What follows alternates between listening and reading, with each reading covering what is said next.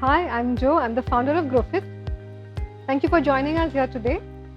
And I'm here this time to tell you a little bit about the Indian ketogenic diet. A little bit of background about GrowFit. We're one of the companies pioneering the ketogenic diet for Indians. We took the ketogenic diet, which is very popular and very effective overseas, and we try to make it palatable for Indian audiences. Along the way, we learned a lot, and I just want to share those lessons with you. So today we'll be talking about some do's and don'ts, what's worked for us, what hasn't worked for us, and some myths that we might have a different point of view on. India has one of the highest populations of diabetics in the world. Our population is getting increasingly obese, and all of these worrying signs can be traced back to our diet. The ketogenic diet has been shown to improve diabetic outcomes, to help people have better BMIs, lose weight, abdominal fat. However, it's really hard for Indians to follow that ketogenic diet. And the reason is that our traditional lifestyle and diet is very rich in carbs. Even if you go back to our ancient roots, you find that there will be rice, there would be grains, there might be, grain of a different type like a bajra or a jowar, but that carb was definitely there. We also found that when we were studying thousands and thousands of Indians and their diet plans, we found that a lot of people eat carbs as the main part of the dish and then the vegetables and protein as the side of the dish. However, if you look in other countries, you find that pattern reversed.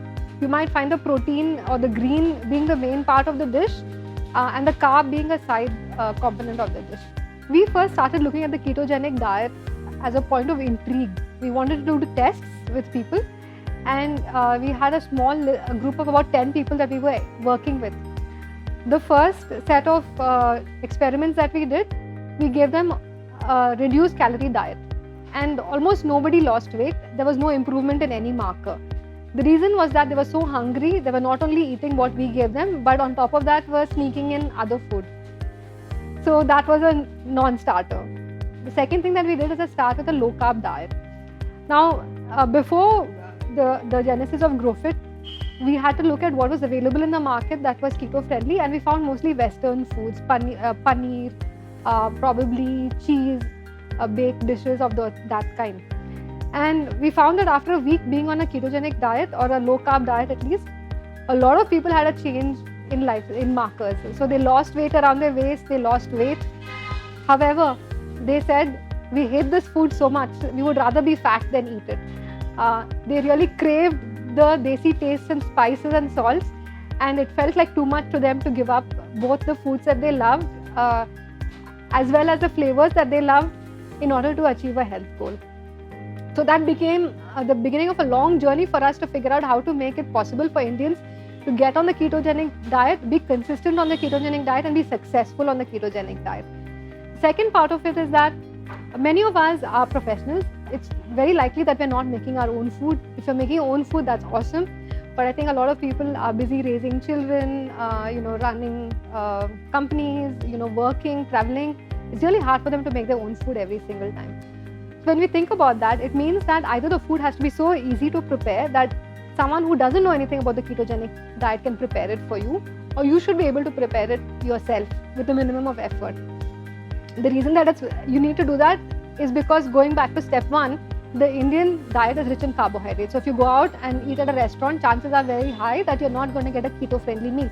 So you need to take care of your own meals, either by preparing them for yourself or having someone prepare them for you. The third thing is that our retail and supply chain is again very carb rich. So let's say you decide to make your own food, you go to the grocery store, you find almost nothing there that is going to be fitting your diet. So even though the diet is amazing for Indians, it's very hard for us to follow because our traditional diet is rich in carbs, our supply chain is organized around carbs, and the typical Western ketogenic diet is not something that we can stick with because it's just not palatable for us.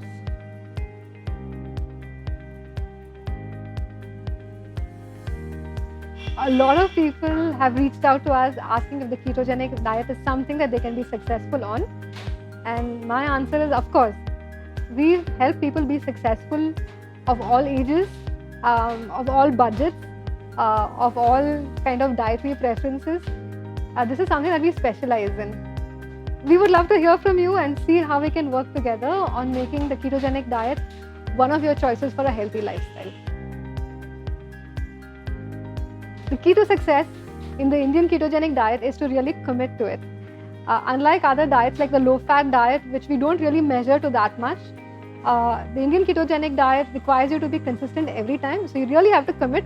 You can't eat keto one meal and then eat your normal food another time. That would just defeat its purpose, probably is going to be bad for you.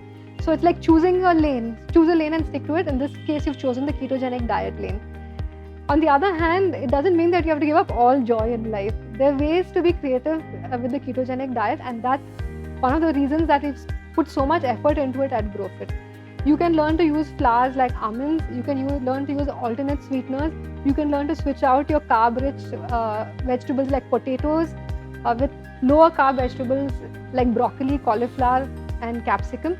It's all about creativity and having the mindset to be curious about what this is going to do for you. The second part of it is really measuring. It absolutely makes a huge difference to measure the amount of carbs you get in a day. Even very experienced keto dieters can allow themselves to be fooled. For example, you may forget. And so it's important to have either somebody keeping you on track, or for you yourself to use something like a carb tracker and to weigh and measure every meal. Because the ketogenic diet is based on weight, 20 grams, 50 grams of net carbs. It doesn't matter what the percentage of carb is in a food. It really just means that in a day you need to count the number of carbs. So that's something you need to be really mindful of. Does that mean that you have to be the person at the wedding who is standing separately and just like eating like the lettuce leaf? That doesn't have to be the case either. It's possible to choose certain options which make it possible for you to blend in with the crowd. So if somebody is having a drink, then ask for a fresh lime and soda. If you're in the mood to have like a whiskey, then that's perfectly fine for you. What we really should be avoiding is the colas, the juices, the alcoholic drinks which are high in carbs. So it's perfectly okay for you to kind of blend in, go out and socialize, have a drink as long as a low carb drink, and you are mindful of the total number of carbs you have in a day. It's because of this that people are able to stay on the ketogenic diet for years together. One of the common myths about the ketogenic diet is that it's a fad diet. That is not true. It is one of the most researched diets in the entire world. It's also one of the diets which is shown to be extremely effective, both in the short and long term. There are lots and lots of papers on that, and we're happy to refer them to you if you give us a call. However, rest assured that you're not doing something dangerous or faddish when you get on a ketogenic diet. Well, we have a nuanced answer on that. For one thing, you've made a lot of good progress in giving up sugars and refined carbs. There are no two ways about that. Cutting out sugars and refined carbs are good for you in any diet that you choose, so do try to maintain that. The second thing that the ketogenic diet focuses on is healthy fats and a balance of protein. So these are good principles to follow in any lifestyle that you choose. That said, if you decide to go off the ketogenic diet, then rest assured that you're not going to gain that weight back immediately. You will gain back some water weight, and that goes into a very different reason. Basically, the whole part of the ketogenic diet is that it burns fat, it depletes your muscles of glycogen. When you start eating carbs again, then your muscles become glycogen loaded, and the water retention can cause you to gain some weight. But there is nothing at all to show that choosing a non-ketogenic diet in and of itself is going to cause any kind of harm to you. In fact, certain athletes and certain people do recommend what is called carb cycling, that is alternating the ketogenic diet with a low carb or calorie controlled diet.